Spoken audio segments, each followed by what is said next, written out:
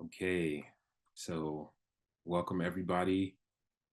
Um, this recording is made on April 3rd, 2024. So we are speaking to you from the past and speaking into the future.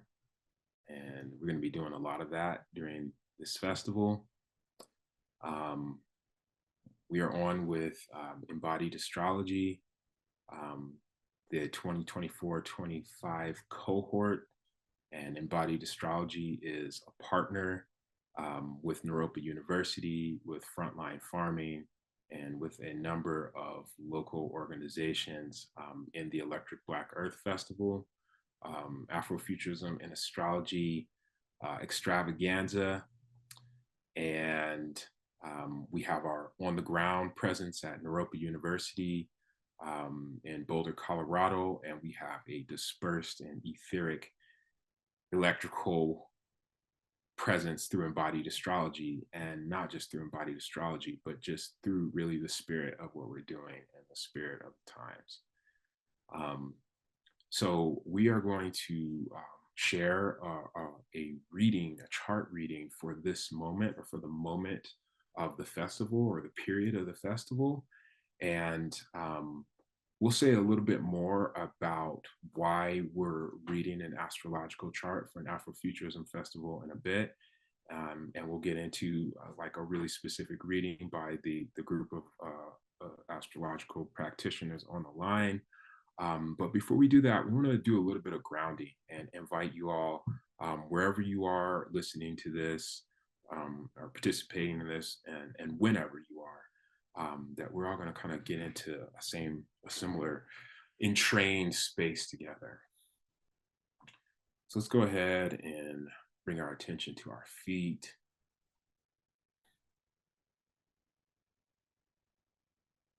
Bring our attention to our seat, whether we're in a chair, a bed, a cushion, a car even.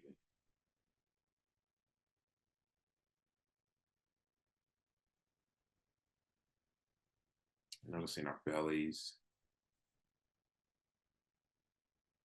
soft stability of the belly.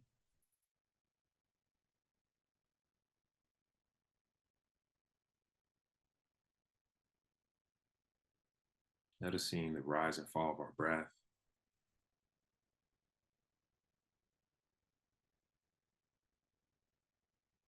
The way it gently sways the whole body.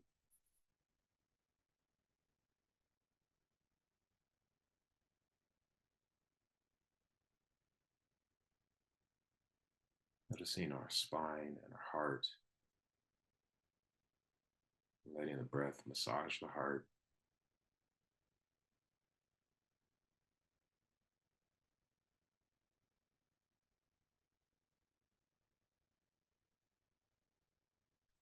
Allowing our shoulders, our throats, and our jaws to relax, open.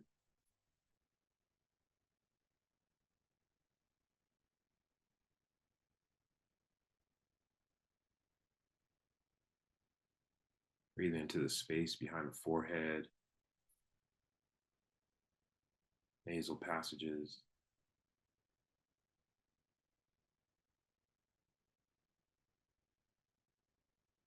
Really allowing ourselves to be conduits, to be open vessels, to be receivers and transmitters,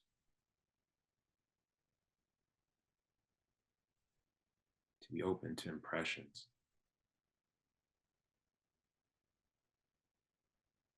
to be discerning.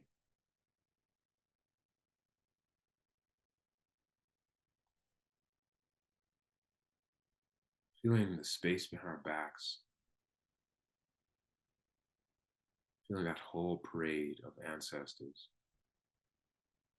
supporting us, having our backs.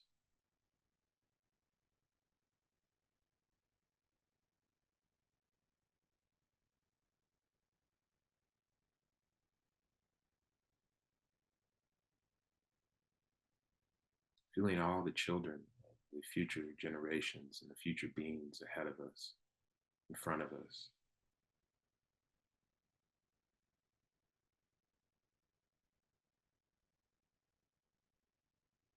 Really listening for their whispers coming from the future backward.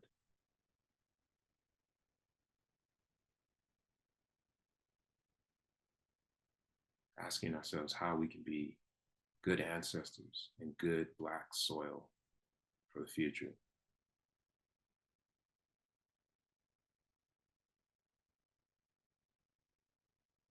Doing a space to the left, to the right, our sisters, our brothers, our fellows in life, in struggle, creativity, celebration.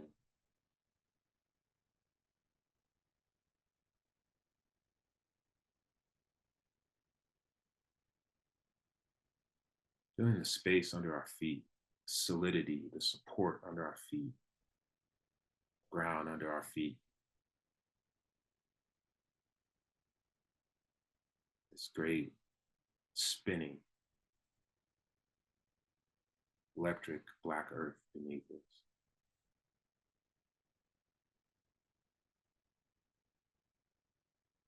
You might imagine yourself spinning with it.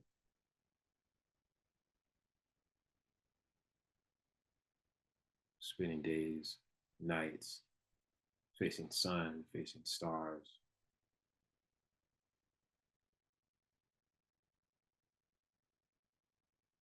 Grounded, charged by it. In the space above our heads, reaching out way above our heads, out into the dark space, out to the cycling planets, the shining stars.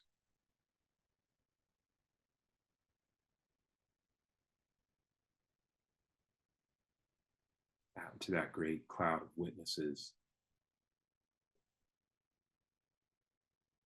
Maybe they take an interest in our little dramas on Earth.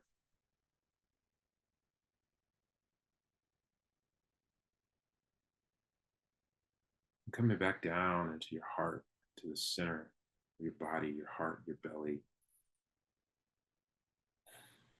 A warm, pulsing life in us. The rhythm, the cycles of our breath.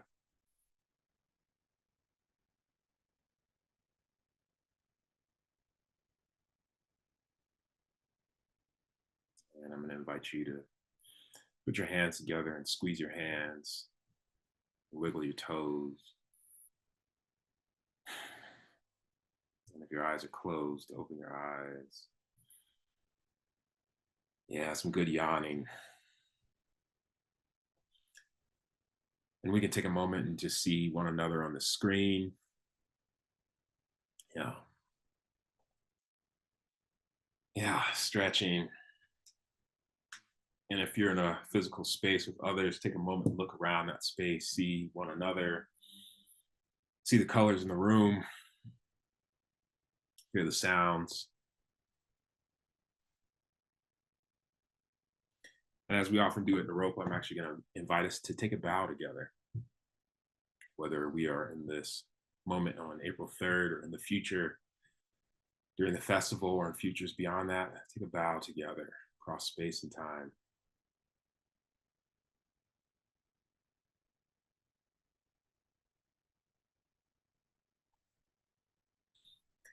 Okay, welcome. So, as we said, we're going to read the chart for this period of 4 days for the Electric Black Earth Festival and for the conjunction of Uranus and Jupiter, which happens about every 14 years. And before we get into the reading of the chart and the introducing of the folks on the line, just want to say a little bit about why astrology and Afrofuturism, ancestral futurism. And in a lot of Afrofuturist literature, and a lot of Afrofuturist movement, and a lot of Afrofuturist soul projection, there is a question about time and a question about the linearity of time.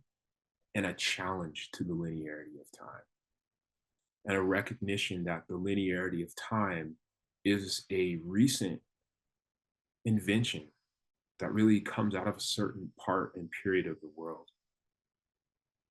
And that in many of our ancestral traditions, people experience time a bit more fluidly. People experienced moments in ceremonial time, which I would invite us to consider that we are in a collective ceremonial time during this festival, that sometimes the future could reach back to the past could reach back to the future, and that people in the present moment were in a charged space, especially when they bring their attention to it, and that we could touch different points in time in those charged spaces of ceremony and ritual and prayer and story. And so we are trying to jailbreak from the capitalist clock. We are trying to jailbreak from the slave master clock, from the clock that is constantly compelling people to use every second, every fraction of a second to be profiting someone else. And we are diving into time as a fluid, time as a flow structure that has spirals and vortexes and back eddies. Maybe even time that evaporates and rains. And one of the ancestral technologies, and there are many versions of it, that many of our ancestors used was this sense that there was a connection between the cycles of the celestial bodies as observed from the earth and the cycles of human relationship, the cycles of human psyche, the cycles of nature, even the cycles of relations between nations. And so we're working with astrology, and we're working with astrology in its tropical formation. We're working with, this kind of popular mythos of our relation to time through astrology. And folks know sun signs and that kind of thing. And we want to go a little bit deeper into astrology and look at it as a system of interconnected cycles and interconnected symbols. And we're at this moment where there is a really astrologically powerful lineup of two planets, Jupiter and Uranus. And we've been working with the lineups of these outer planets and inner planets. Our previous festival in April 2022 was with a lineup of Neptune and Jupiter. And we really delved into the emotional life and imaginative qualities, the water spirit of futures.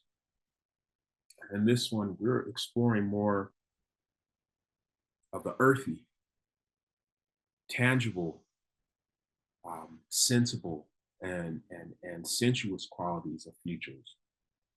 How do we embody futures that are earthy as this conjunction is taking place in Taurus, which we'll talk about more. And so that's a sort of general invitation and gateway to the whole thing, and the link between astrology and Afrofuturism. And Afrofuturism's question about time, which is often referred to as chronopolitics. And with that, before we get into actually reading the chart for this period, I want to introduce our gang of astrologers on the line. And just so we can get to know some humans and some extraterrestrials and some other beings who are sharing today. So I'll just quickly say I'm Ramon Gabrieloff-Parish. In my day job, I teach here at Naropa University interdisciplinary studies. In my night job, I'm trying to help with planetary evolution. Do a little astrology, a little Afrofuturism, a little rites of passage, a little embodiment, and a little climate justice, food justice work. And I am going to pass it to Renee.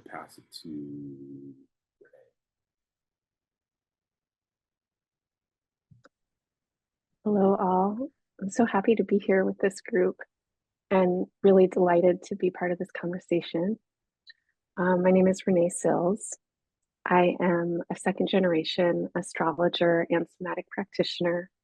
I have been learning my whole life from my mother, Dee Moulton, who actually spent quite a bit of time at Naropa University in the somatic psych department and working with the uh, metaphysicists who hang out there.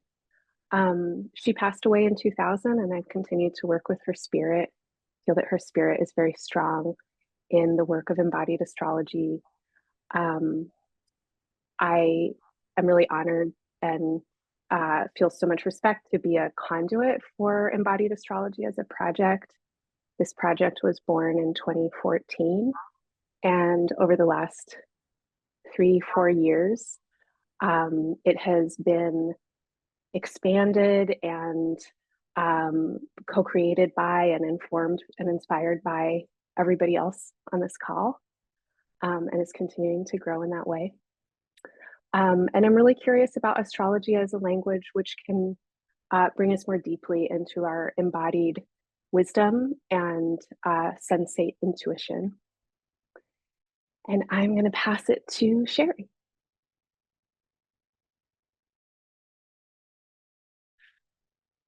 Okay, I think there's a little bit of a lag with my camera, but hello everyone. I am Sherri, and I am an astrologer by way of a psychologist. So that's my background. Clinical psychology. I don't practice anymore. I wanted to be weirder in the world and bring, more gifts, different gifts into community, sort of like out into the streets, so to speak. What can I say? I am so excited to have met these amazing intergalactic beings and magicians and prophets. And also, I am currently serving as faculty at Embodied Astrology. And my work, I'll just say this and then I'll pass it, but I come to astrology via an education of the heart. And so I like to learn about astrology via direct experience, which often involves devotional practices, planetary veneration, mythology, dream work, and more sort of instinctual and intuitive knowing of what's happening in the cosmos, which again is, for me, at the very heart of the very beginnings of astrology, is that, right, it was known in the body first before things became documented and languaged in particular ways. So really excited to get into thinking about this conjunction. And I'm going to pass it to Gabz.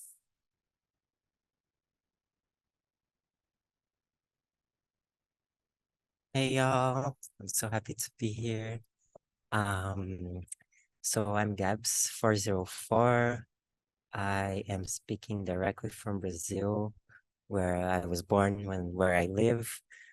And besides being an astrologer, I work with visual arts. So mainly with photography and artificial intelligence. And currently I'm investigating the performance of what we call reality. And I'm excited to be here and being a weirdo with y'all. I have a Uranus Neptune conjunction with my MC, so I feel I'm bringing a bit of that to this call. And of course, I work at Embodied Astrologer as a visual creator.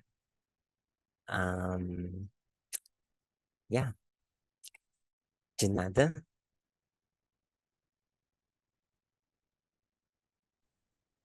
Hi everyone. I am Junauda, and I often introduce myself as a runaway witch, a cosmic bag lady, a soul sweetener. I'm coming to you from Dakota and the Anishinaabe land, aka Minneapolis. And yeah, I have been a part of the Embodied Astrology family, I would say, since um, Renee and I connected in April 2022. And it has been really a wonderful space to sort of um, acknowledge how much I've absorbed astrology in my being, how that lives in me in all kinds of ways, both spiritually, creatively, interpersonally, abolition wise, and like how do we explore these systems that have been deeply influenced by power structures and to do our best to do decolonial work, embodied work, healing work, and alchemizing these tools in ways that really fortify and transform us in the world we want to create. I am also a part of the faculty, which sounds so cute that I'm a faculty member of Embodied Astrology, and that has been opportunity for me to be read and study and learn in community. And a lot of the focus I've done is around how creative practices, writing practices can be held within astrology in a way that affirms us and expands us and all of that. And y'all remind me, I got a story about Isley and her telling people what I do. So that's my daughter who's 10 in Aquarius. All right, y'all. Mwah.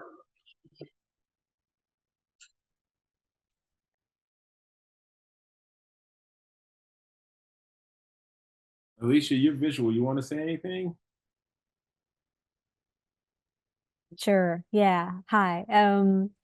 My name is Alisha. I'm in so-called Vancouver on Musqueam, Squamish, and Tsleil-Waututh nations, unceded nations. I am a space holder at Embodied Astrology. I've been here since October of 2022. I help with operations. I'm overjoyed to be part of this team and to be part of this conversation today.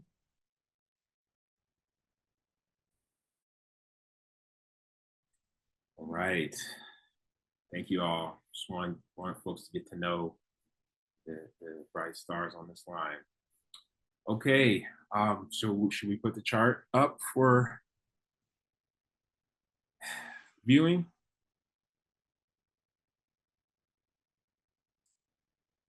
Okay. Thank you, Renee. Okay, okay, your mouse is the one that's visual. Renee, as I speak about different parts of the chart, would you mind sort of, cool. Okay, so this chart is cast for Boulder, Colorado. And thank you all for the reminder. These are the traditional lands of the Arapaho, Cheyenne, the Ute, the Apache, and some people say up to 43 other nations. And the location, physical location where the Electric Black Earth Festival is happening is called the Arapaho campus on Arapaho Street. And I think part of what we are questing for is like, how do we be in right relationship, knowing that, you know, for example, this campus is close to the Sand Creek Massacre, where the U.S. Cavalry actually gunned down a lot of unarmed Arapaho people, elders, children, and you know, and here we are, and we are a school that's committed to contemplative study and integration and to collective liberation, you know. So what does that mean? What does that mean for our experiment, Electric Black Earth here? So thank you all. So this chart is for a collective event. It is not for an individual. And as a result, you know, the way I'm going to read it is a little bit different from the way I would read an individual's birth chart. I want to start with the outer planets rather than with the sun or the moon. And I think that the planet that I want to start with in particular is actually Saturn. So okay, actually, let me pull back. Maybe this piece has to be edited a touch. Actually, I'm going to start with the conjunction itself, and then I'll go to Saturn. Okay, so there you see the kind of mouse circling two glyphs. The glyph that looks like 4 is a glyph for Jupiter, and the glyph that kind of looks like a tuning fork is the glyph for Uranus. And what a conjunction is basically, if we could see both of these planets in the night sky, they would be the closest they come in their orbit visually. You know, that they would be more or less sort of in a line in their orbits, okay? And that lining up of those two planets only happens every 14 years. And the rest of the time, those two planets will take a trip around that whole circle, with Jupiter moving faster than Uranus. Jupiter has a cycle of about 12 years, and Uranus has a total cycle of about 84 years.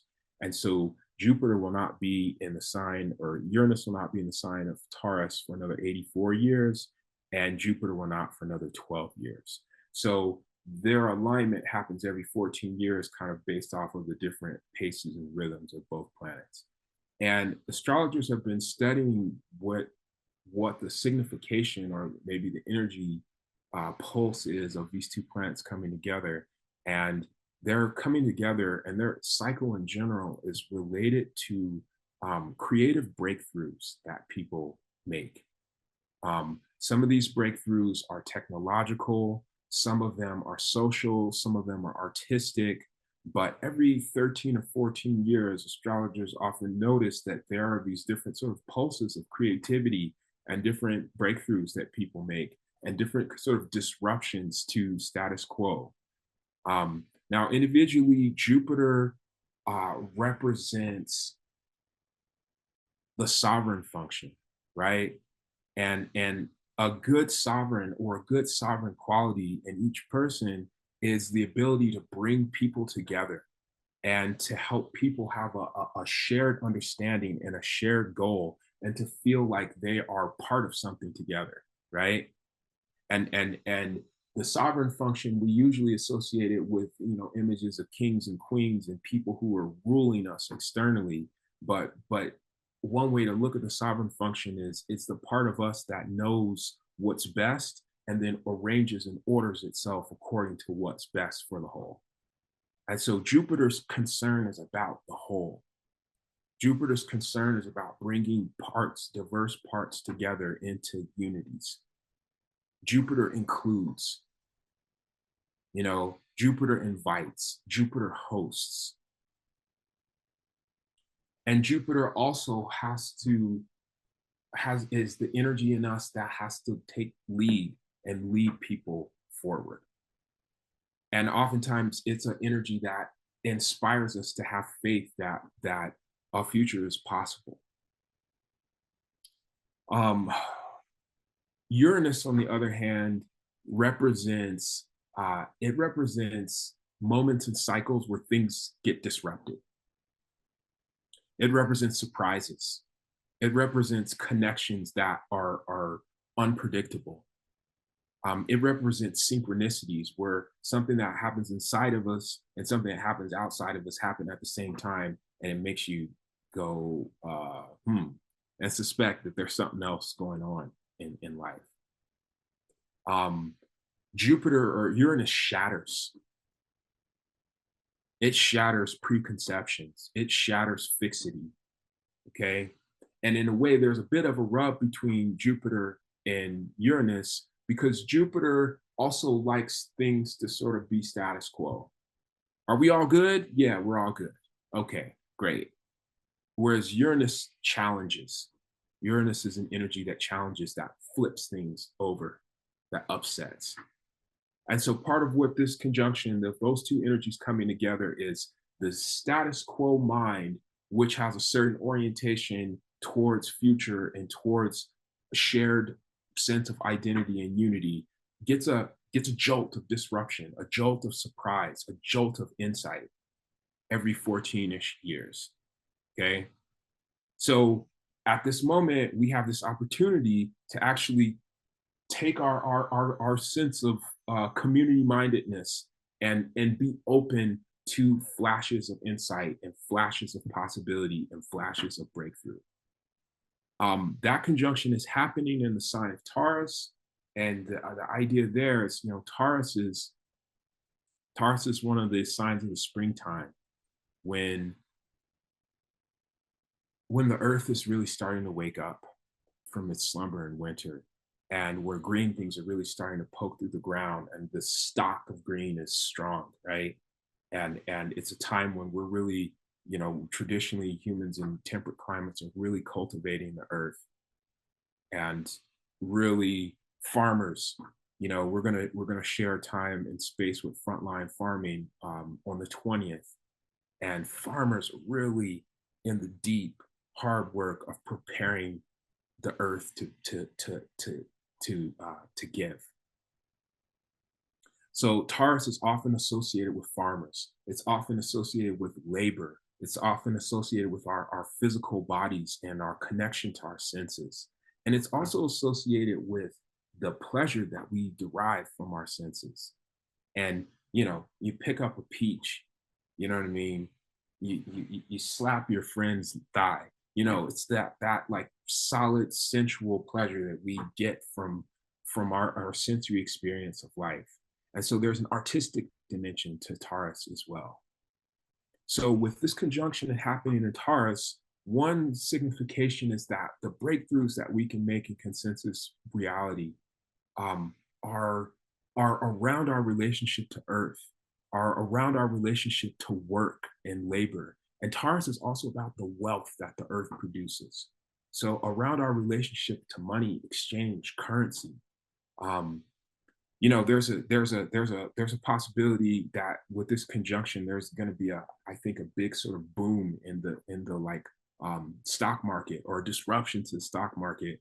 And you're already seeing like the cryptocurrencies and that kind of stuff going through another spike. So that's just a piece about this conjunction and the beginning and end of a cycle, which every conjunction sort of represents. And now I'm going to go down to Saturn in Pisces, which is connected to the conjunction, or aspecting the conjunction by a sextile. And Saturn, okay, this one's, I think, is really interesting. Saturn has a 30-year orbit, approximately 28 to 30 years, and it hasn't been in Pisces since the early 1990s. I heard an astrologer whose name I can't remember at this point talk about how when Saturn goes through Pisces, one of the things that often happens is that, see, Saturn represents law and order. And I know those are kind of terms that people are using in a charged way these days. But Saturn represents our ability to create structure, to create consistency. It's often associated with our bones. Saturn is the quality of discipline, of being able to stick to something and see something through. And Saturn oftentimes has like a slow energy and an earthy energy and a serious energy. And it can kind of be, people can experience that as a heaviness and as a depression. And Saturn forces us to face things as they are. You know, Jupiter gives us hope for possibility, and Saturn says, no, there it is. Okay. And Saturn is in Pisces. Pisces is watery, it's expansive, it's dreamy, it's the boundaries between things melt. So when the boundary keeper of the planets and the boundary dissolver, the zodiac, come together, well, there's a question about boundaries, there's a question about structures, there's a question about order, there's a question about institutions. And this astrologer, I really should have gotten the name, British astrologer, Elder, talked about how during times when Pisces passes, or Saturn passes through Pisces, our sense of institutional boundaries and in our legal structures and our accountability can melt down on a collective level. And one of the things that happened that last time Saturn passed through Pisces was the Rwandan genocide. And then shortly thereafter, the Bosnian genocide. And one of my colleagues at Naropa, Jeffrey Pethybridge, talked about this. He was talking about how, you know, we grew up, some of us who grew up in the 90s and what have you, learning that the one wrong thing that the entire world can agree to is that an army does not have the right to attack a civilian population and decimate a civilian population. And that the United States saw what was happening in Rwanda and through a legal technicality excused ourselves from doing anything about it. Okay, and a similar thing happened in Bosnia. I think the United Nations intervened in both cases, but after hundreds of thousands of people in the Rwandan case, and I'm not sure exactly on the numbers in Bosnia, but after hundreds of thousands of people were killed, and the world stood by and watched. And this, I heard this in 2022, I believe, or maybe it was early 2023 when Saturn first moved into Pisces. So look where we are now. Look where we are now. You know, where so much of the world has their eyes turned to Palestine, Israel, to Gaza. And regardless of what your political persuasion is, the Israeli response is disproportionate by powers of 20. And there are civilian populations that are being bombed, being murdered, and being starved right now. And the United States is not only turning a blind eye, but is actively supporting. And so here we are again in this question of, wait, didn't we have these collective legal agreements after World War II that you don't just murder an entire group of people, that you don't just displace an entire group of people? Are we supposed to be civilized or what have you? This is what the West prides itself on. And so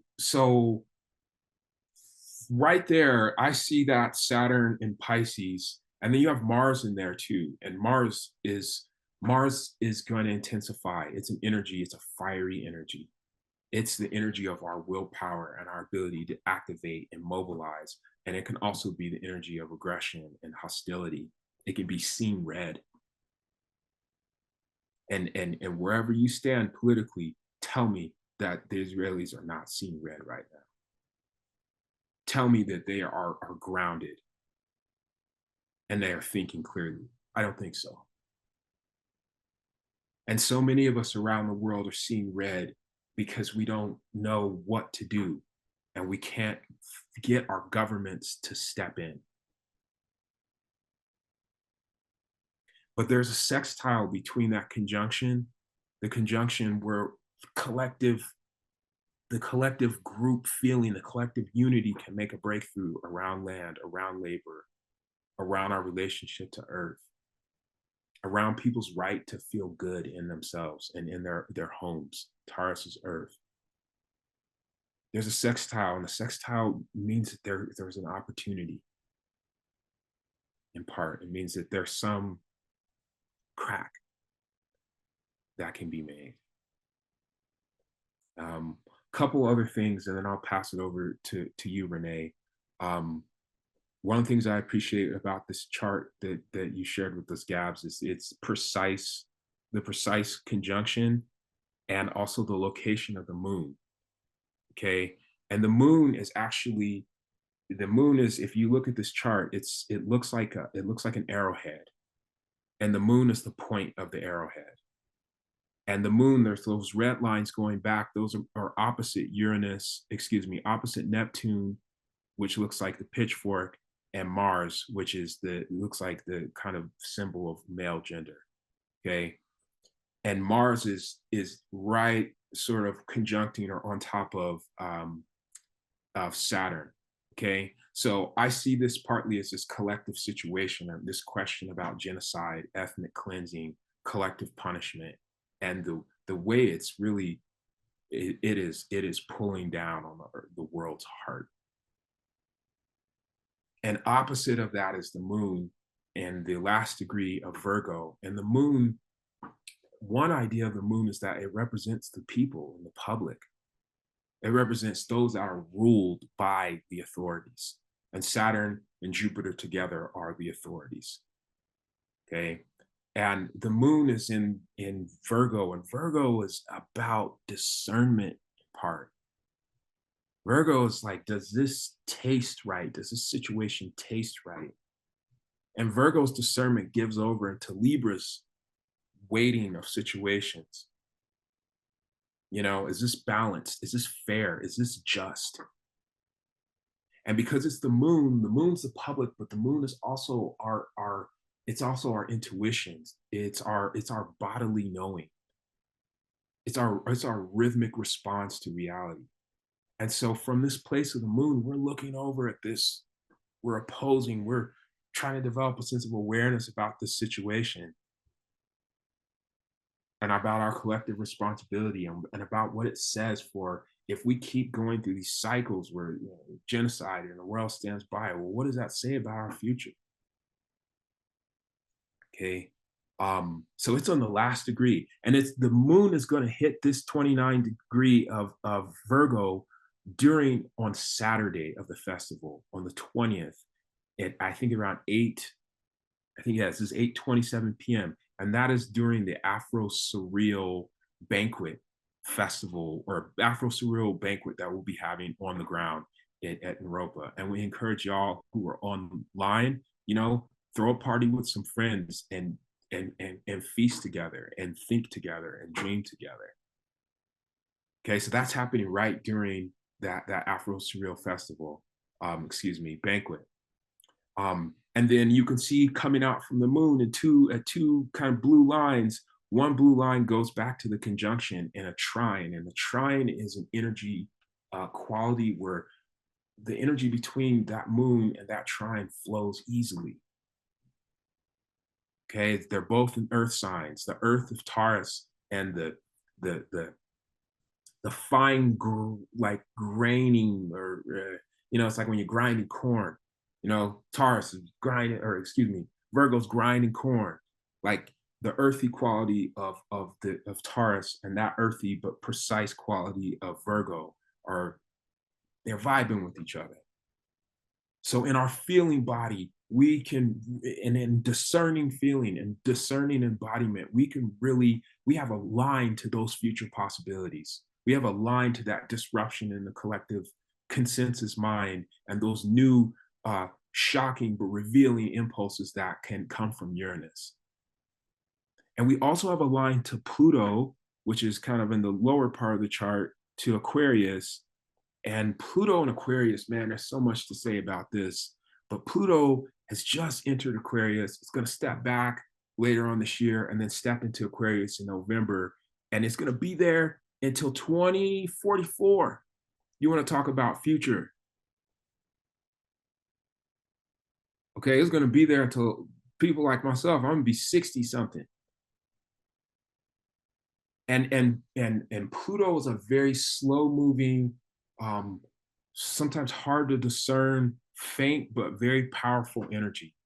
And Pluto, it has it is the energy of things falling apart and transforming and going back into the ground to become something new. And Pluto is also a place where we really have to work with power, with our own desire for power, and with not just the power of institutions, but really like the power of evolution.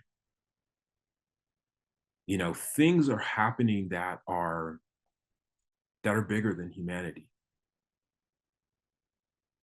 And Pluto is how we as individuals reckon with that which is bigger than us. Now Aquarius, we got some Aquarius in the house. Aquarius is also attuned to possibility. Aquarius is about linking individuals in larger collectives and networks. Aquarius is about the exchange of ideas and the inversion of ideas. And some people associate Aquarius and also Uranus with electricity and with our general electronic and technological infrastructure and with innovation. Both Uranus and Aquarius have a relationship and associated with innovation. And so as Pluto passes through Aquarius for the next 20 years, a lot of astrologers really believe that our basic technological infrastructure and the way that it relates to us as human beings is going to undergo a massive transformation. And you know, Gabz already dropped AI in there. You know, we're talking about and living in realities that in the 1980s and 90s, the last time Saturn was in Pisces, they were science fiction. I was watching cartoons and sci-fi movies and they say AI, now they say it on NPR. And we're going to see more of this kind of stuff. And so this is a period where we really have to reckon with these new powers that are coming into the world and discipline them to human socialness and discipline them to ancestral technology and discipline them to be in line and in harmony with the ecology of the earth. We can't just let these things have their way or have the way of their corporate designers. Okay, and that energy is also in a really easy relationship to the moon, this discerning embodied quality that in a way, if you look at this chart, it's sort of the most prominent planet in the entire chart. And so as we're in this festival, yeah, there's going to be some heady information here and there. There's some depressing stuff happening in the larger collective world, but we're basically called to, through embodied discernment, to be feeling into these futures. And in both sides of that, both the conjunction and Pluto in Aquarius, we've got an easy line to these collective transformations that can come through our feeling bodies. All right, I'm gonna say two last things, and then I'll pass it to you, Renee. There's something called the Sabian degrees in astrology. And basically every single degree of the zodiac, and if you look at those lines, there's like tiny little lines, there's 360 degrees. Every degree, there was a psychic in the early 20th century who basically sat in meditation about each degree, and when a picture came to her mind, she wrote it down. I'm paraphrasing. And the degree, let me just share with y'all the degree for this conjunction.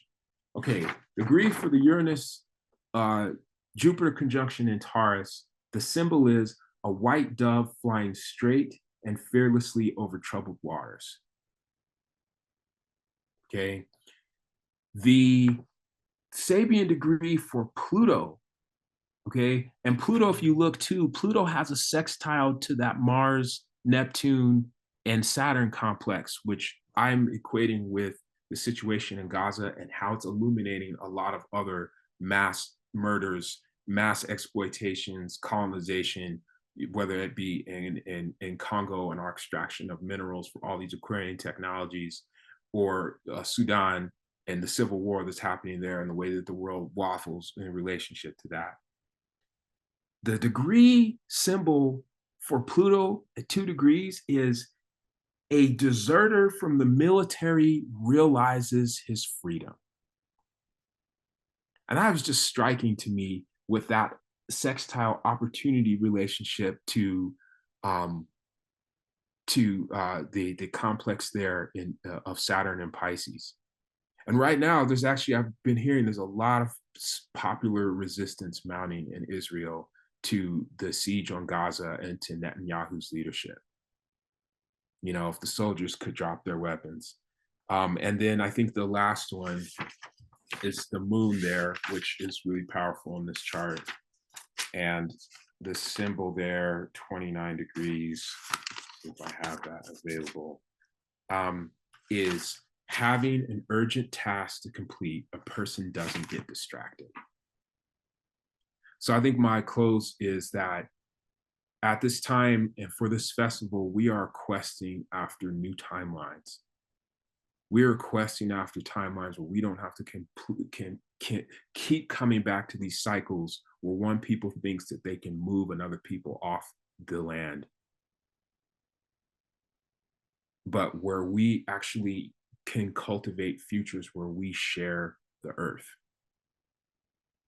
And we can cultivate futures where we bring these new technologies, and I would say also these ancient technologies like astrology, into relation, into harmonious, into trine relationship with one another, and into a relationship where this feels good in our body, in our moon, in our Taurus. It feels good. So that even as all this stuff is happening, we as the moon, right, connected to this conjunction and to Pluto, we're not forgetting it, but we're not going to let it weigh us down so much that we don't go ahead with the work that we need to do, whether it's in this festival or wherever you are. Of we've got a vision, a new ways of doing humanity in the 21st century, and we have an opportunity with this conjunction and the period of this conjunction to do that. Okay, are you breathing? I'll pass it to you, Renee. Thanks, Ramon. Wow, I feel like I kind of just want to do a little like choreography with what you just shared and go back maybe over some of the same pathways and pick up on some harmonics. When you were talking about Jupiter and Uranus as symbols, I was thinking about the astronomy, the space science of these bodies. And I'm continuously struck by how myth across culture and around the world over space and time creates iterative stories around what science or Western science has, quote unquote, discovered or illuminated in the last couple of centuries. And so Jupiter as a symbol, and a lot of the language that Ramon was using really connects with Jupiter as myth, Jupiter in connection with Zeus, also with Marduk, the Mesopotamian predecessor. These figures, these mythic archetypal figures, were both gods of lightning and atmosphere. They created space between earth and sky, or sea and sky, where earth could emerge. But Jupiter as a planetary body was formed 4.5 billion years ago when our solar system was born. And the composition of Jupiter is actually really similar to the sun. Jupiter's composition is basically the same composition as a star, but it didn't get hot enough to become a star, and it became a gas giant. And astronomers say, and I think science is always disproving itself and then kind of recreating its own stories. So a current story is that Jupiter was the first planet to form, and that it gathered the gas and dust, or most of the gas and dust that the sun didn't gather. And it took up basically most of the mass left over from the sun's formation, and became the gas giant that it is, the largest planet in our solar system. And in its forming, it pushed the stuff of space into arrangement. And so Jupiter's formation actually gave order to the solar system as it is now.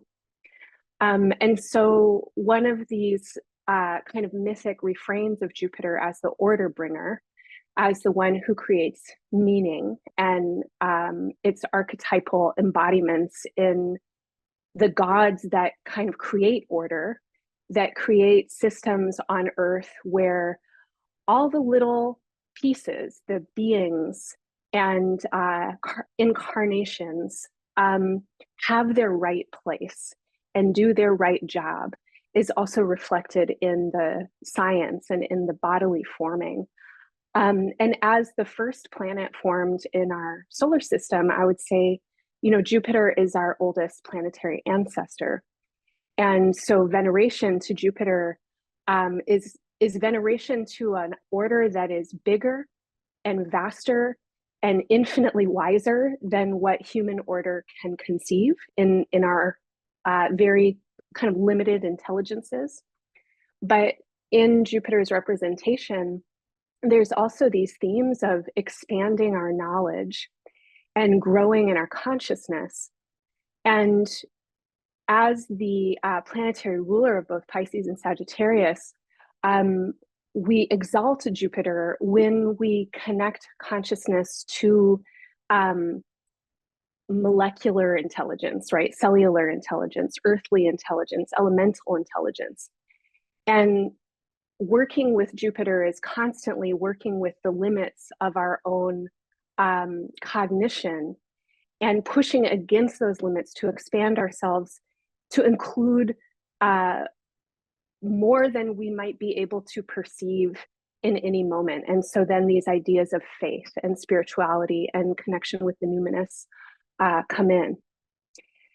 And you were talking about Uranus, and I think at one point you said Uranus flips things, like it turns things around and it goes against the order. And when you look at pictures of Uranus, on NASA's website or something, it's literally a planet that's turned on its side. Out of all of the planets in our solar system, it's the one that spins, totally according to its own orientation. And this is not an orientation that's shared by any of the other bodies in the solar system. It really just does its own thing. The color of Uranus is this incredible kind of fluorescent blue-green. And its color is created because of its gas makeup and chemical composition. And like Jupiter, it's comprised mainly of hydrogen and helium, but also the presence of methane, which absorbs the warmth, the reds and the oranges, and emits or reflects out blues and greens. And in mythic archetype, Uranus or Uranus is the sky god and partner of Gaia, of Earth, who throws lightning bolts or electric charges into Earth and impregnates Gaia with creation. And Uranus creates weird stuff, like weird things. And there are these stories about the first children of Uranus and Gaia being monstrous and bizarre, and Uranus is unsatisfied with them and keeps pushing them back into her body. And at some point she becomes so uncomfortable and I think probably fed up with the situation that she calls upon her planetary children, and most significantly Kronos or Saturn, this mythic being of time, to castrate his father Uranus. And at that point, what we have is stability, because before that, there's just constant kind of erratic life, creation, death, disruption. Nothing can stabilize on Earth. But then Saturn castrates Uranus, his testicles fall into the sea. Out of the foam produced, Aphrodite, Venus is born, and Saturn then comes into his reign, or their reign. And here we have the ancestor of time. And I think that, Saturn is really representing also rhythm and rhythmic time, as does the moon. And these containers of time and rhythm allow for some kind of stability or rhythmic cyclical stability on Earth, which then gives rise to life. And life, as we are part of it, is an ongoing creation and evolution. And whatever we're experiencing in the moment of our own incarnate sentience is just a moment. And I think that one thing that a Jupiter-Uranus cycle can awaken us to is the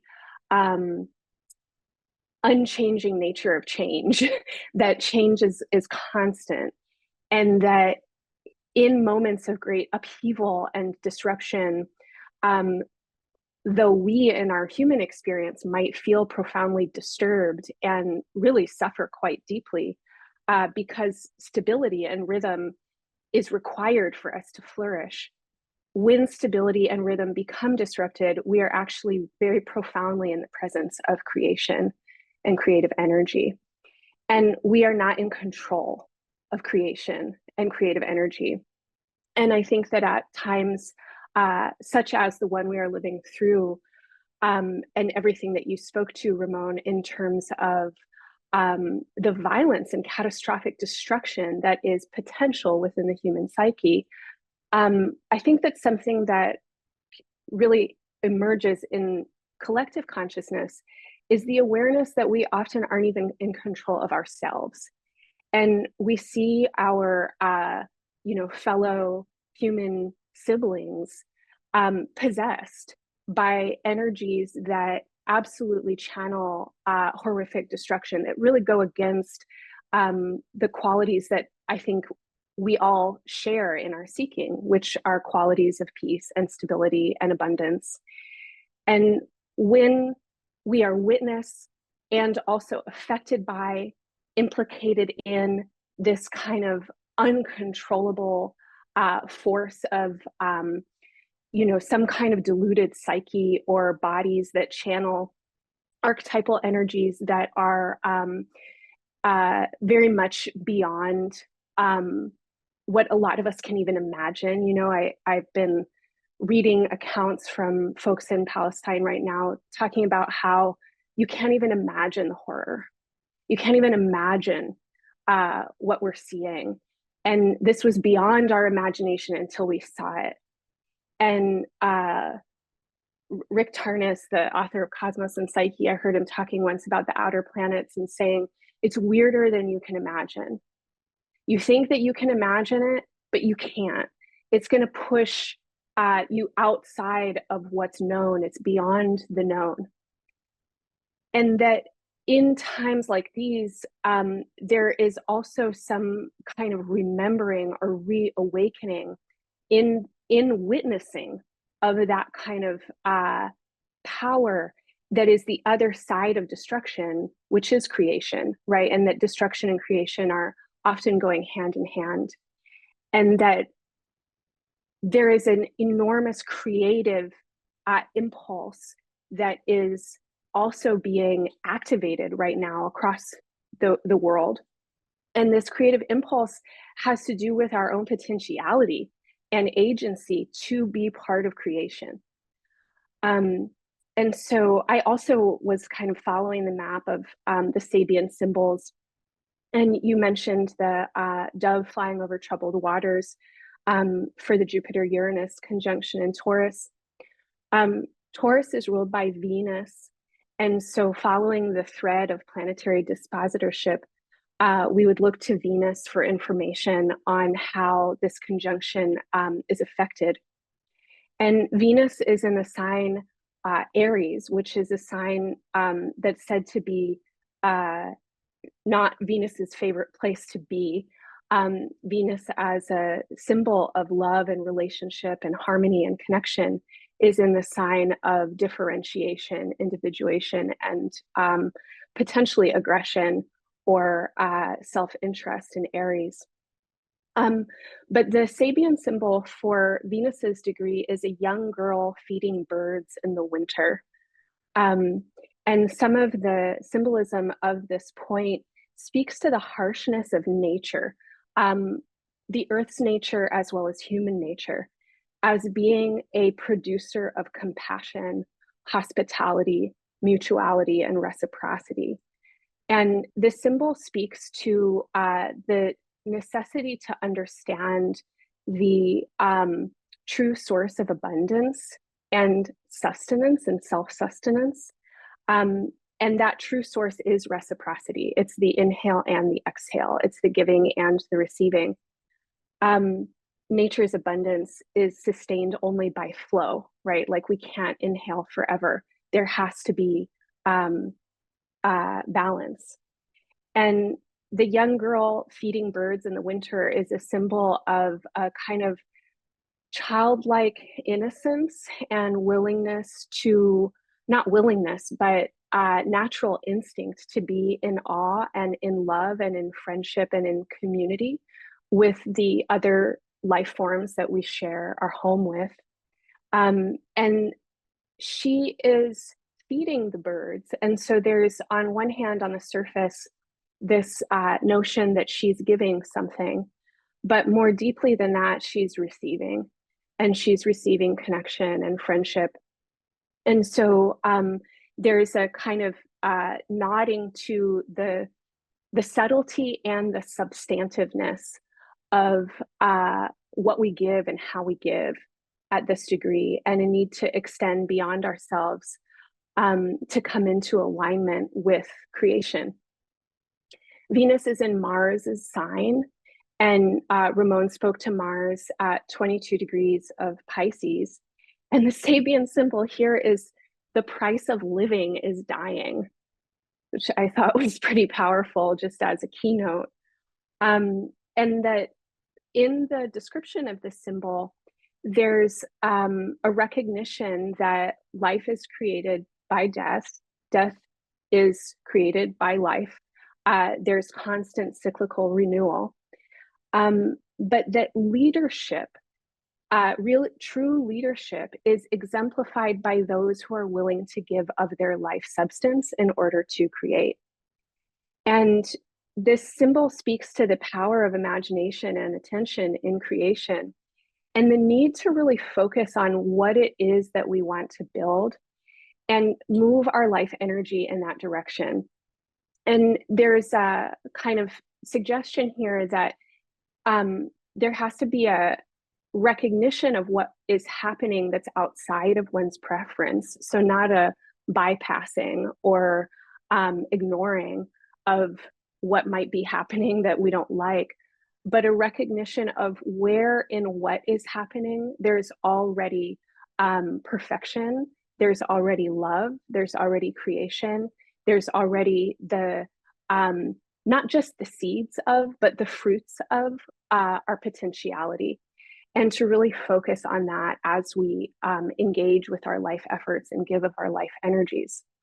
And Mars is in Jupiter's sign, Pisces. And so then we would go back to Jupiter and Jupiter's placement in Taurus to finish kind of weaving this thread. But then as you were talking, Ramon, and you were noticing the moon, which I had also noticed at the last degree of Virgo, about to go into Libra, where the nodal axis, or one end of the nodal axis is. And you pointed out, you know, that the moon is commonly representative of the people and the sentiment of the people.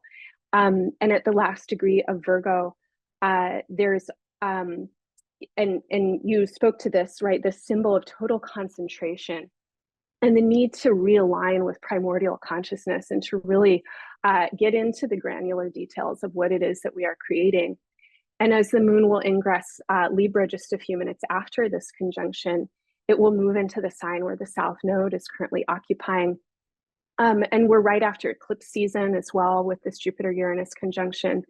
And so this is a period of time in which notions of justice are being cleansed, and notions of justice which actually embody injustice have to be excreted. There needs to be a releasing of old notions of justice which actually do not serve the whole. But right next to the moon is this glyph for Lilith, which is the lunar apogee. And there's actually a exact trine or almost exact trine between Lilith and Jupiter-Uranus, and then down to Ceres in Capricorn. And, you know, I was just looking at this while you were talking, and you mentioned food, and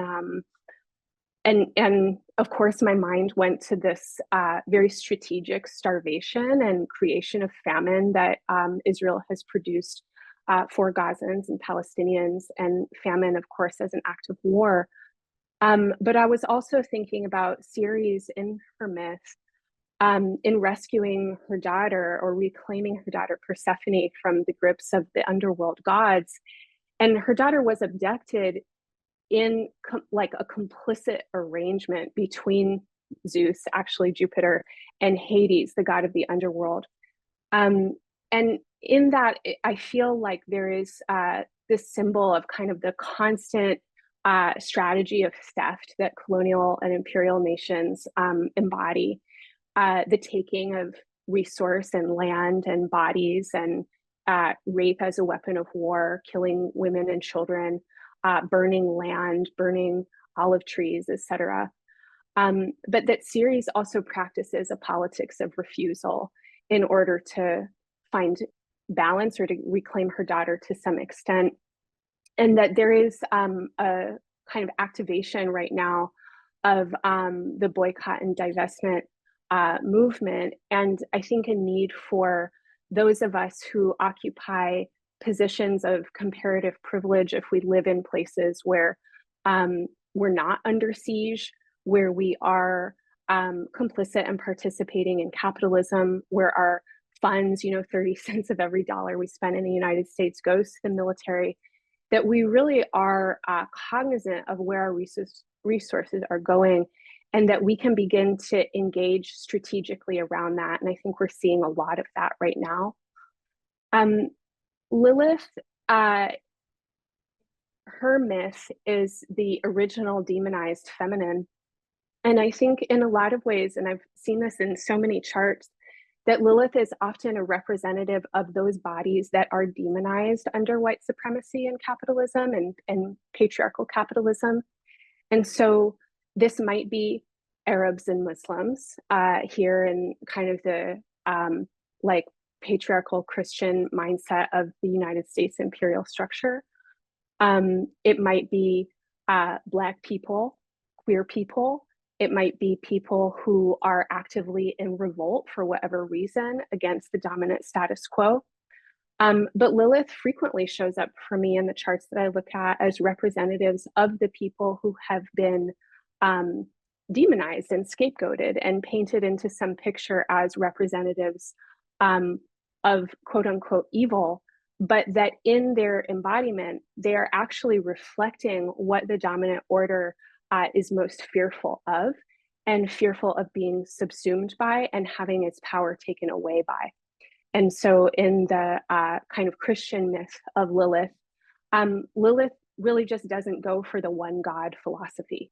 Like, it's not where she's coming from. And she doesn't go for male supremacy. And when she's cast out from the Garden of Eden, there's a kind of recognition of this rejection of kind of holistic sentience and intelligence. So I think I'll just wrap it up there and say that I think that this is a really interesting moment of creation destruction inside of consciousness, and a moment when a lot of folks are awakening to destructive potential inside of creation and being activated into agency around what is being created. I think that it is definitely a moment that's asking us to feel outside of the present time, to understand the historical and ancestral foundations upon which this time is being created. And as you said, Ramon, to think forward into the future and be in reciprocity with those future generations that have not yet arrived, so that we can create in ways that will allow them abundance and dignity. All right, so I'll pause there, and yeah, I feel like we could just talk forever about all the things, but I'll pause there and see who wants to pick it up next or how we want to continue from here.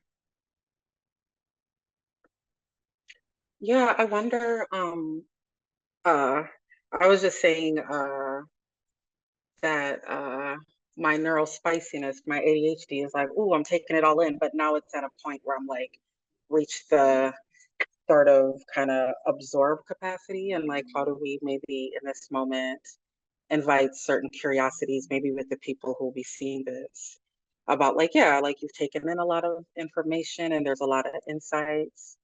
So I don't know if of the crew, if we have like a question to kind of have people kind of reflect and digest.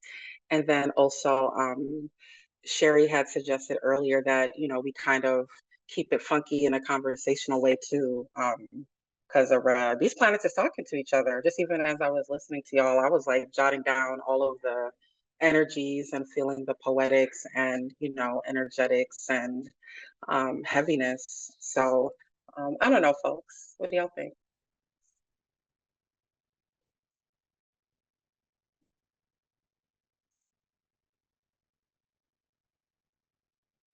Now y'all quiet. Just kidding. Well, Junauda, I'm kind of curious, like you were saying the planets start talking to each other and poetics. Is just, are there any threads that you noticed that you might want to drop? Well, I was thinking about, and this kind of makes me think of some of the work, Sherri's been doing with Saturn, is that like a lot of these things live in mythologies that, aren't, living in sort of BIPOC or queer entities and energetics. It's like a lot of these are still living in the infrastructures of knowledges and mythologies that are actually the forces that are continuing to live in powers of authority and oppression. And so I was thinking about Jupiter and Uranus as, I was like, what if they were sisters? What if they were lovers? Like, what does it look like to think about them? So I was writing about Saturn could be your grandmama who guides you with her wisdom and the authority of her love. Jupiter could be black and warm armed, thick thighs. Could have been a star, but wanted to be a part of us. She knew she was hot. She don't fat shame herself. Uranus is the wild auntie, fresh from travel, and her lovers and her ideas. She gonna say things to shake us up and make us think. She's gonna push your limits. Uranus is queer. She's a switch. She spins to her own rhythm and her blue greens. She makes love to the earth and wants to accept all of her weird children. It was just like one thing that I was just thinking about like when we also was thinking about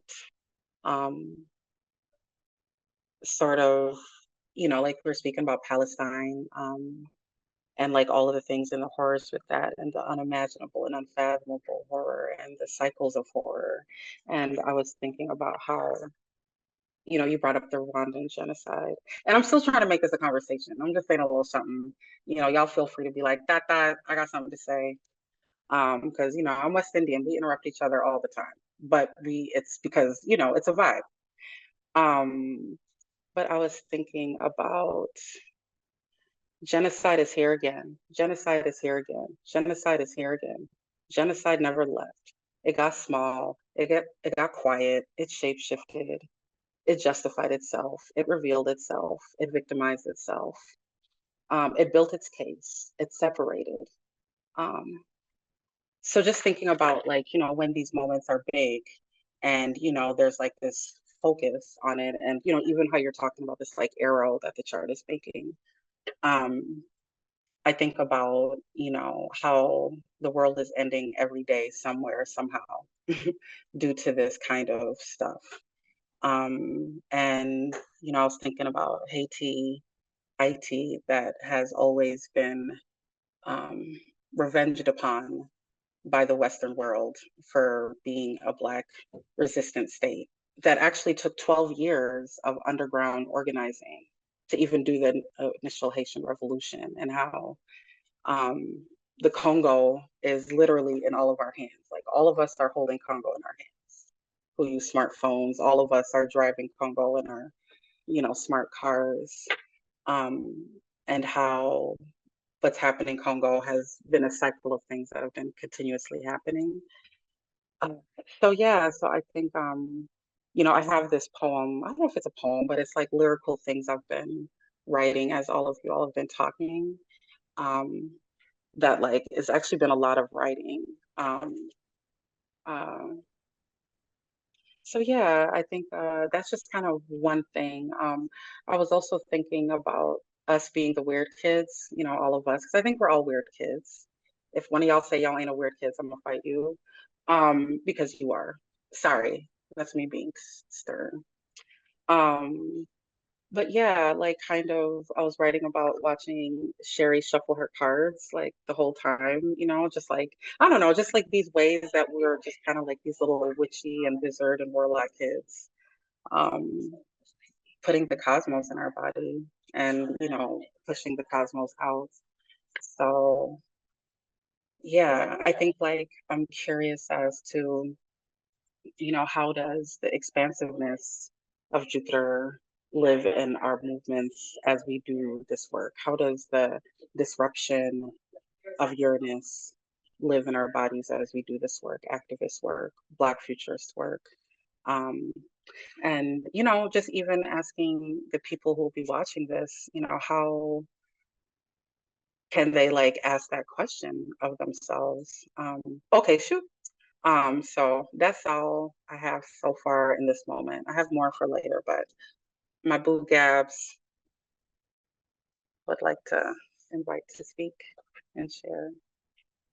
Yeah, so we also have this thing here where we normally just talk in front of each other. So I was, you know, like Zoom is weird. I wanted to do this, I wanted to jump, but I didn't know when. So um so I was actually really paying attention to the visuals and remembering that the chart is this representation of the sky, and that, you know, wherever we're setting is in the middle.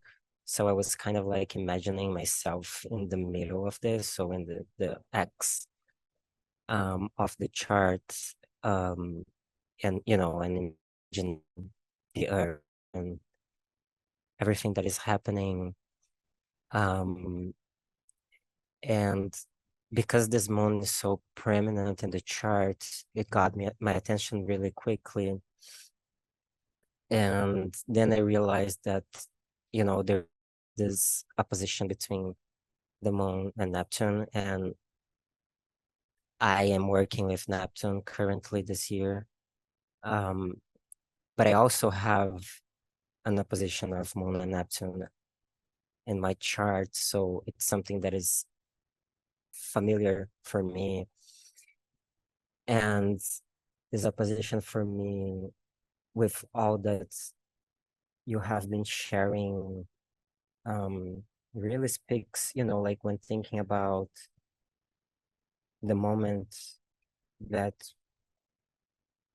we are, and as Junauda was saying, like genocide is always there.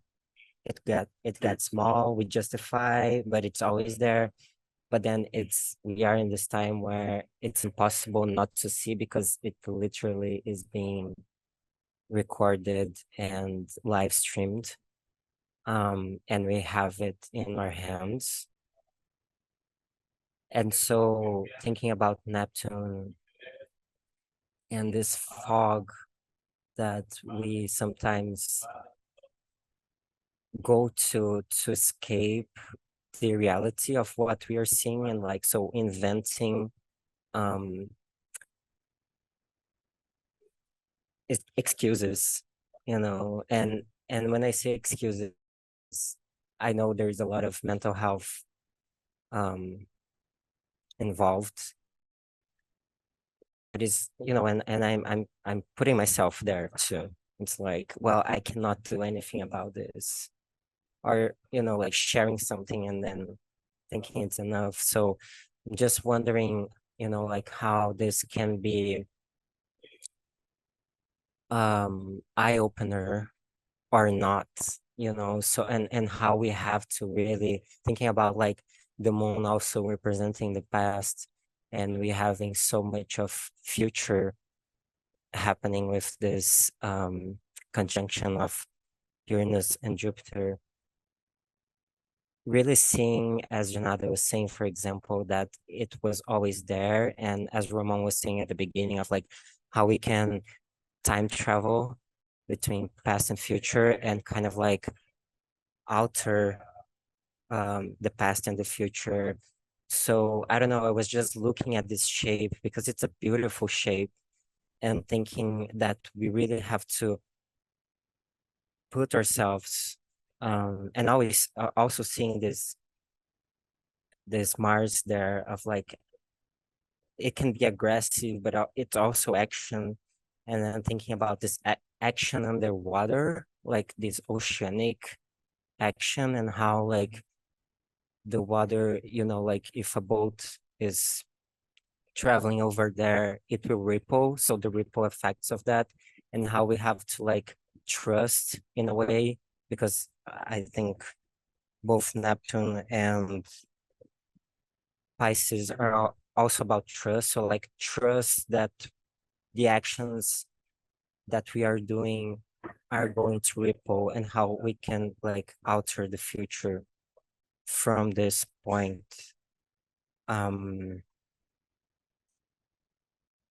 And the other thing that I wanted to say is in the South Hemisphere, so it's like it will happen. So Taurus is in the middle of the autumn. And when Ramon was talking about like how Taurus season seems in the North Hemisphere, I was trying to think about what are the correlations in Taurus season here in the South Hemisphere. And this thing about like life and death, you know, being together always, which was really striking when Renee was sharing about the Sabian symbol for where Mars is in Pisces. Just thinking about like how life and death go together, and also like at least here where I am, our summer is really, really, really hot, and you know, like with all the climate changes getting hotter, to the point that people die in the summer. And when Aries season starts, so when autumn starts, it's like this relief, you know. And because if we only had summer, we would also die. So, and I was thinking about like how the autumn season can also talk about life and like the maintenance of life. Yeah, I think these are my main points.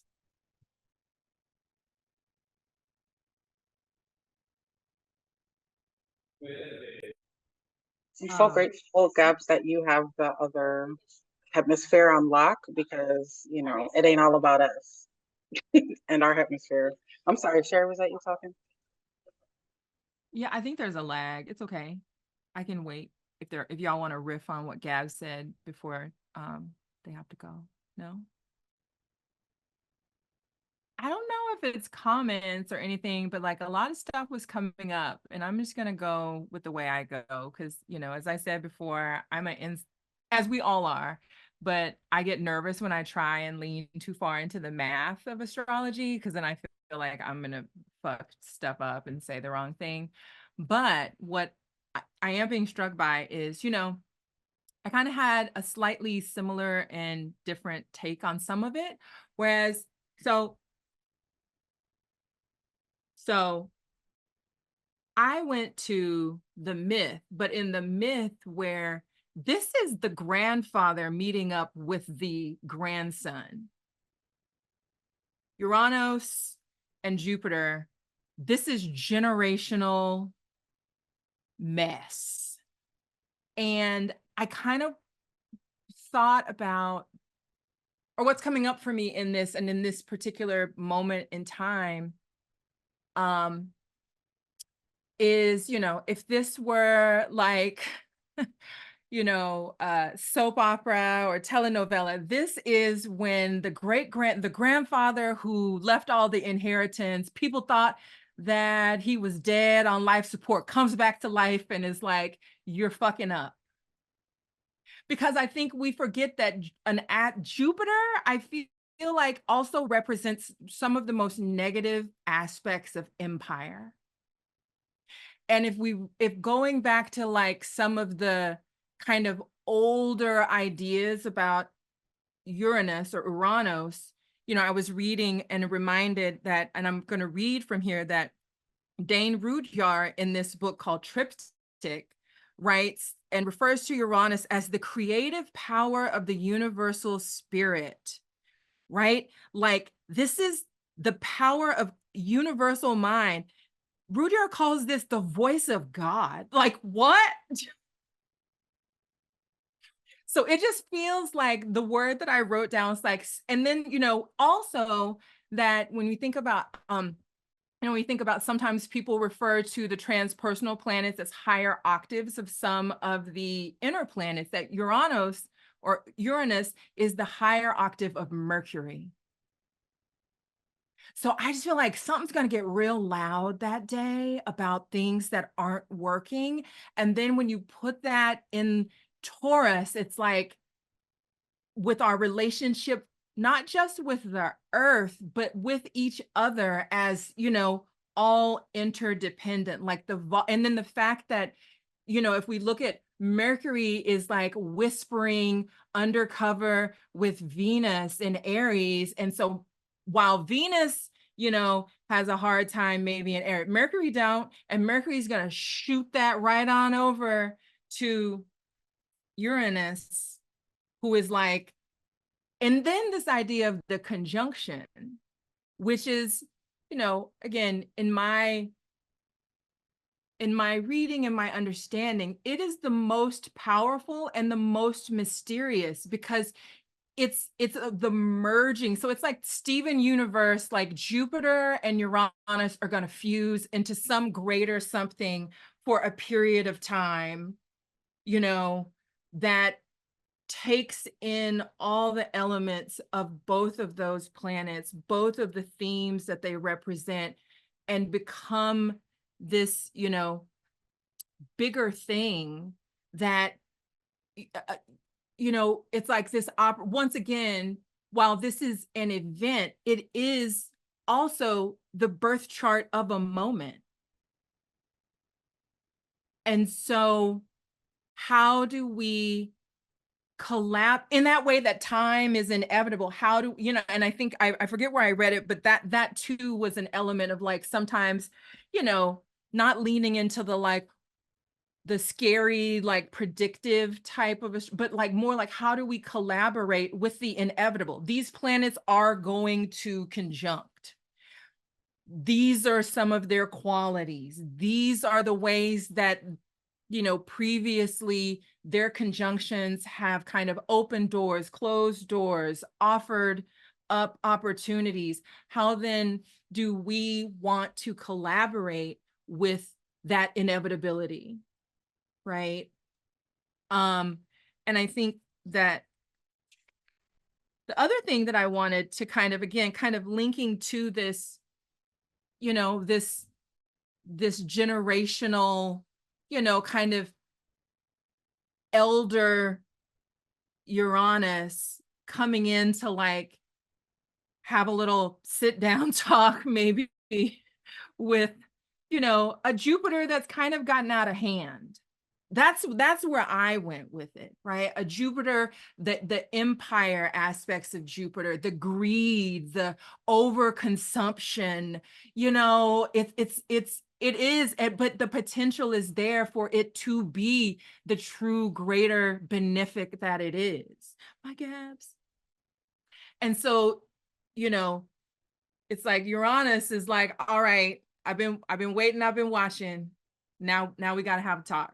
Now you got to sit down. Let's sit down. Let's talk for a while. And, when we're talking about the Sabian symbols, and, feel free to jump in, so yes, right. One of the ways that Sabian symbol is read, this, white dove flying over troubled waters. Another interpretation of that is that nature itself is constantly speaking to us, but we have to learn to read the signs. And that is one of the oldest, ways of knowing anything, right? Is to live in this way of, a more animistic, it's a omenological way of being in the world, right? But it doesn't mean that everything means everything, right?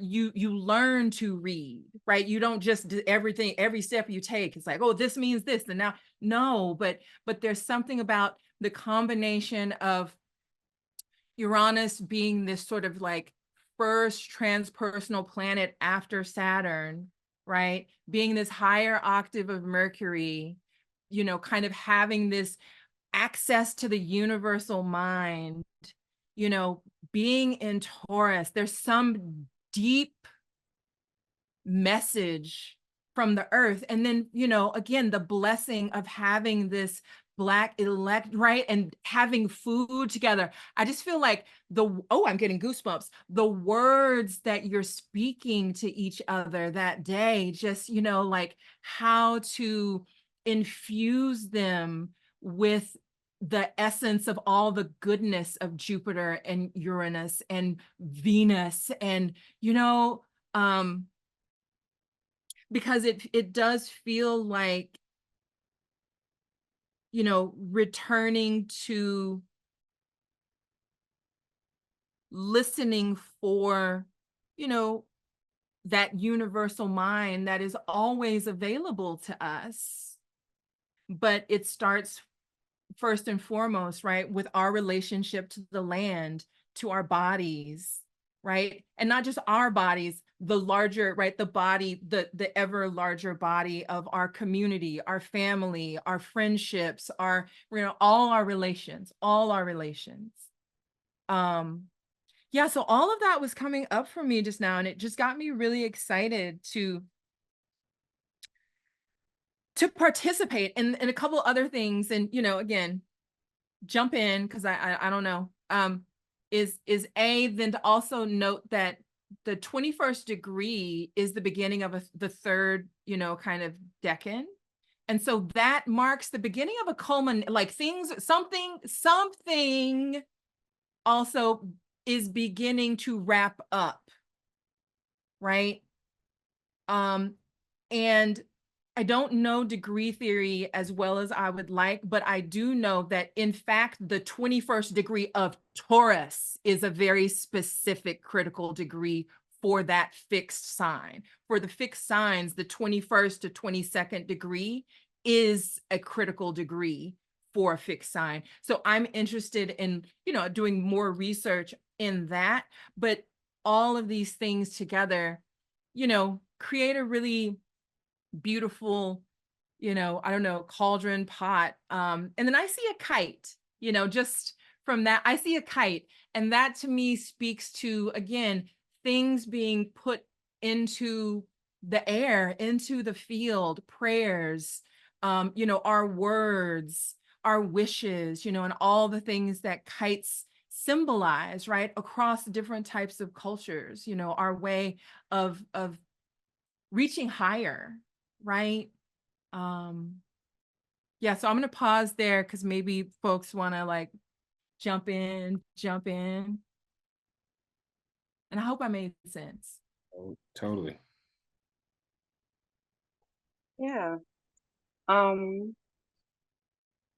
Yeah, I feel like I have to slide out in a little bit. So Renee nudged me to share a little bit more. And yeah, Sherri, you know, as always, drop in things. And I was just thinking about what you're saying about Uranus being the louder kind of voice of Mercury. And I think just kind of remember, and then Jupiter being, like, oh, hey, cool, drinks on me type energy, but also like, oh yeah, like who are you extracting from to give abundance in ways which I think is so, what the Western world is, right? You extract from all these places, create total disruption, and then you get to be the person looking all cute and rich and being like, oh wow, those people are unfathomably problematic that they can't figure stuff out, so I think just kind of remembering like all of these iterations of how to understand the planets, like understanding sort of these historical mythologies that kind of collectively ground us in the empire that we're all collectively grounded in. Like that is our sort of, connection, is that we are an empire, and have to survive it often by participating with it. So, that's the thing that I come to. I'm trying to see if there's anything else I want to read from my poetry. Let's see.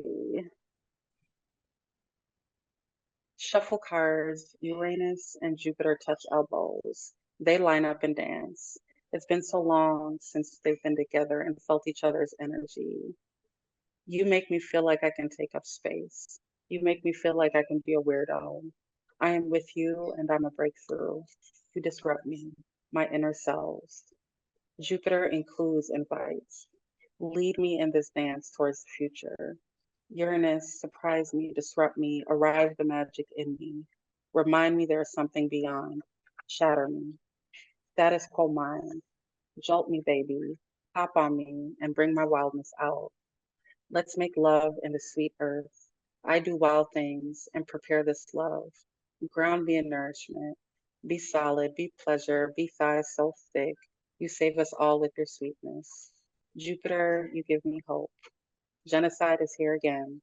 Genocide is here again. Genocide never left. Who don't want to be in their sweet home, their ancestors' sweet home? They're auctioning off the land soaked in the blood of children who read books and smiled and played games. They are auctioning off the land soaked with the blood of poets, with pages of poetry in their hearts and journals. Mothers who dreamed of death and prayed for life. Football players who are devout and trust the will of Allah as their world explodes, and they have no appetite to kick balls. And Haiti wants to remember they've always been revolution and collaborated with their ancestors, that their resistance justified the world's revenge. How did they live and love their Black so much that they plotted slow and quietly to liberate themselves? Anyhow, and then I said the Congo is in everyone's hand. The minerals and earth of the Congo is in everyone's hands. The blood of the Congo is on our hands. We already know they make war of our peace, to loot the earth, to pillage our lives, to make their money, to drive the electric cars that propel billionaires to the moon and Mars. They ain't astrologers, but want to colonize the cosmos, insatiable for Earths and planets. Who named them? Who named these stars? Who named these planets? Who made them warriors and kings and pretty girls and made them white men? Okay. So, I was really grateful to just kind of like, I think so much of astrology, and I think this is the power of, embodied astrology and, all of us cohort faculty, is that, like what are all of the entry points we get to truly play with this knowledge and live this knowledge and hold the knowledge. Yeah. So I love y'all so much, and I can't wait for this Black Earth Festival. And yeah, that's all. I love y'all. I love everybody, even the people who I don't see right now who are about to see this video one day. Thank you, Junauda.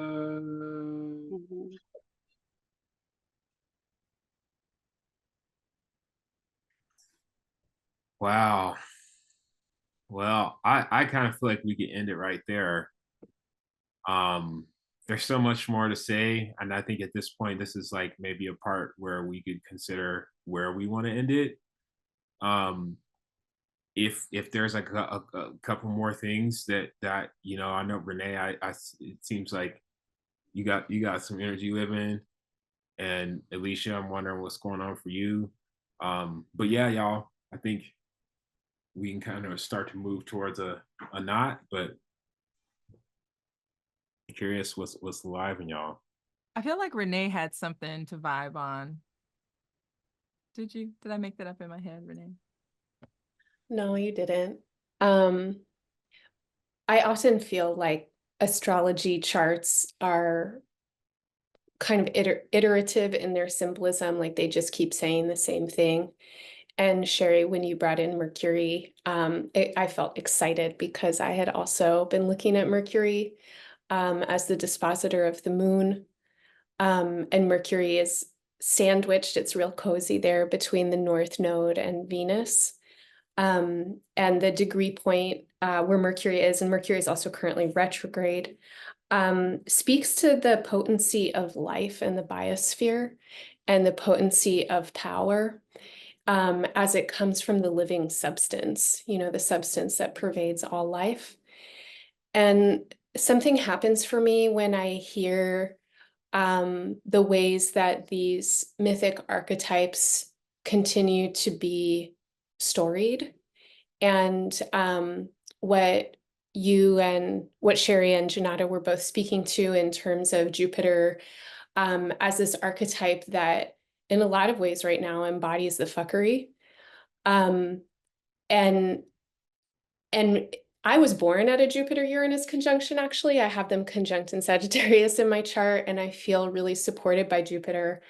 And I wanted to like I felt this anger arising in my body around the misuse and misappropriation of the Jupiterian energy. And this piece of like, you know, sovereigns or leadership. And Ramon was talking about that earlier, and how human leadership has really deviated from the potency of power here in existence on Earth. And at least in the current moment that we're in, feels so misaligned with what Earth's potency is actually about, which is creativity. I think joy, the ability to rest inside of abundance. And in that, the necessity of dealing with the unpredictability of life on Earth and the inevitability of suffering that's always going to be here. But that there's so much resource that's here.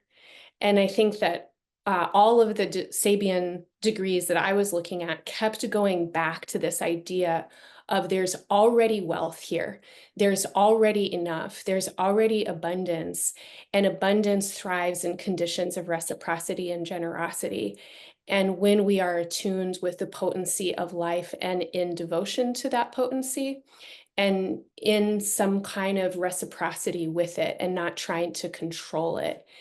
And yeah, I feel like this is an incredible moment for human consciousness as a whole to orient and organize around what we already have and stop casting that power out, and looking for some kind of satisfaction or immortality or buffering against the inevitability of our own endings, in the kind of consumptive culture that has been created by this mutation of leadership.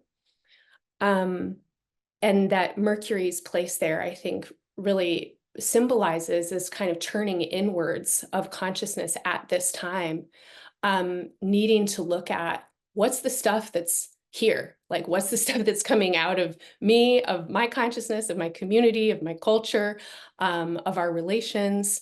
And I think needing to write a new story. You know, we've been living in a story for at least the last 2,000 to 3,000 years that has been predicated upon separation of mind and body, feminine and masculine, human and earth. And those stories are so destructive inside of that kind of like religious terrorism that has driven the colonial project. And I think it's time for new myths to be made. And that in the vein of the electric black earth, you know, and Jupiter and Uranus both being deities of lightning and electricity, that this is a time of new imaginations really being seeded, and a need to be in devotion to that, even if we might not live to see the outcome.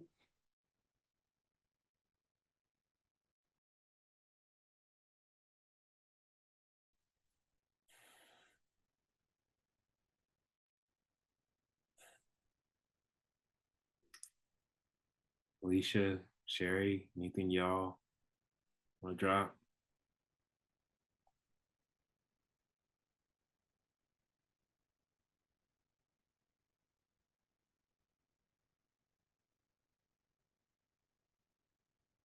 I'm a little nervous, so we may as well, like, we may or may not keep this bit, but I'm like just reflecting on reading Cosmos and Psyche, Rick Tarnas's book, and just thinking about the spiralic nature of these things, and looking back on like the last Jupiter and Uranus conjunctions, and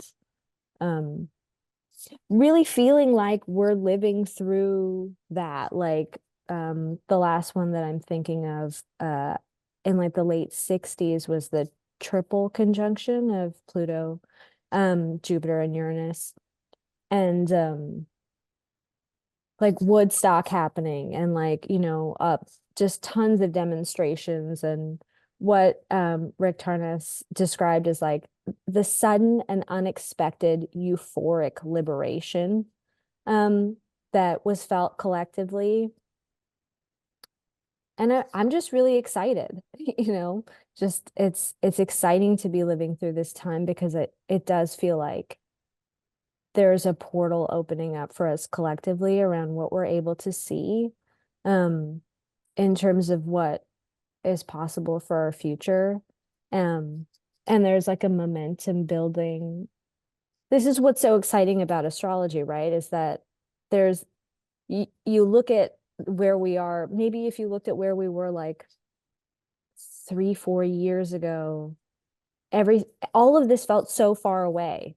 The ways in which that we've been like organizing collectively, the ways in which collectively we've been shifting our perspective felt so far away. And now it's just like dominoes. It's just like a cascading.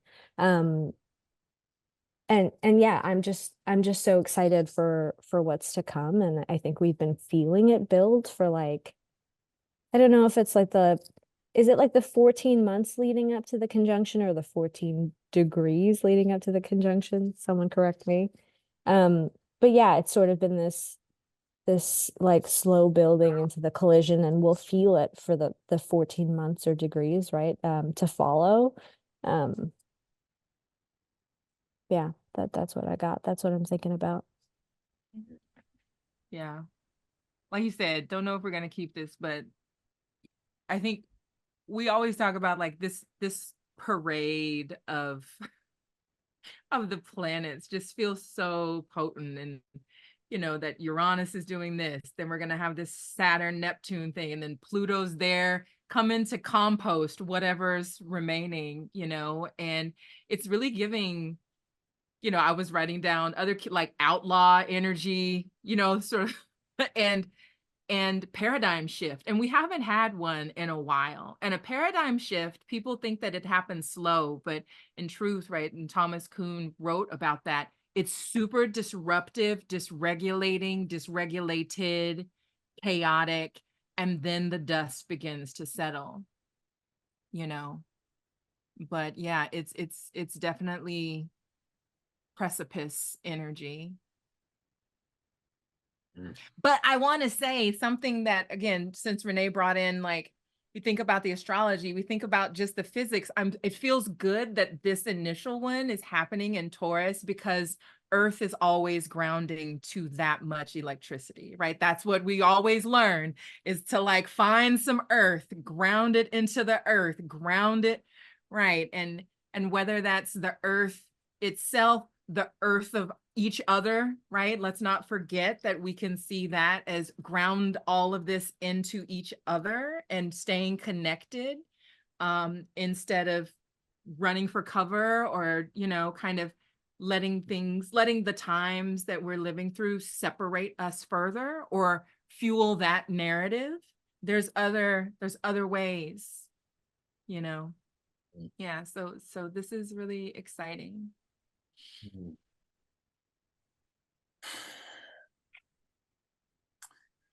Well, y'all, should we try to close the book?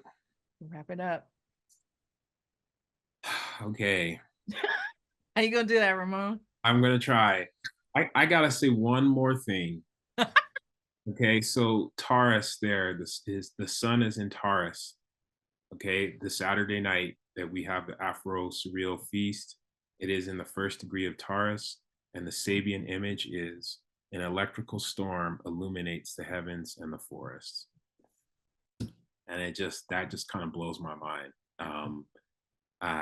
We have this opportunity to be together, whether we are in real space or virtual space, and to kind of get into that euphoric liberation space together, you know, to queer these myths, to chart new timelines, to remember ancestors, and to really recognize the preciousness and the price that this electric black earth that enables us to make this communication, like really the price of it, and the responsibility that we have because of it. So we are closing this session with Astrology Gang. Some of us had to slide off because we are on polychronic organic human time. But we're closing this reading with Astrology Gang, and we are opening the Electric Black Earth Festival. We are opening, as my colleague Regina Smith, aka Divine Alchemist at Naropa University says, we are opening a channel to the underground railroad of imagination. Let's get free. Let's follow North Stars in our heart. Let's do dope shit. You know, we're in here with frontline farming. We're in here with flows. We're in here with Quantum Future Green. We're in here with Naropa University. We're in here with our ancestors. We're in here with the future beings. We're in here with people all over the earth who are striving for a way that respects the organicness, the sensitivity, and the beauty of our bodies and our earth. And yeah, y'all. So closing this, but welcoming you. Closing, but opening. And I think maybe we can end it all with a bow. Begin it all with a bow.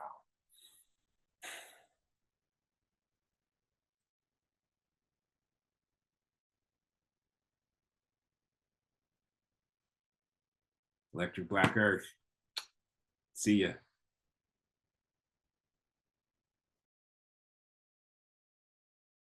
That was fun.